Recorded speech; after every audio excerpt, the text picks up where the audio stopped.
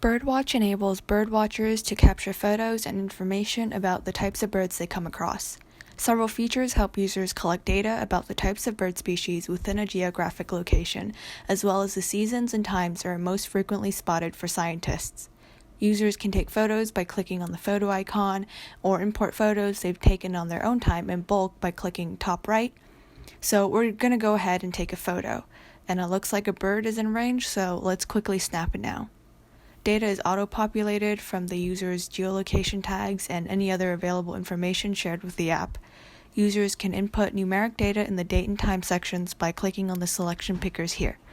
Users can input text information about the bird species and location by clicking on these fields, which brings up a search and map function. Users can also leave these fields blank and opt to save and edit this later. After taking a photo, we can immediately go to the Notes tab to see all of our submissions, including our most recent one.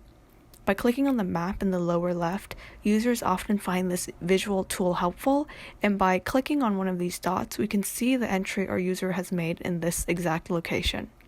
Users are encouraged to continue to participate through monthly leaderboards, where the top 3 birders are recognized and prizes await when past the certain threshold of collected birds. These features comprise the basic data collection functionality of Birdwatch.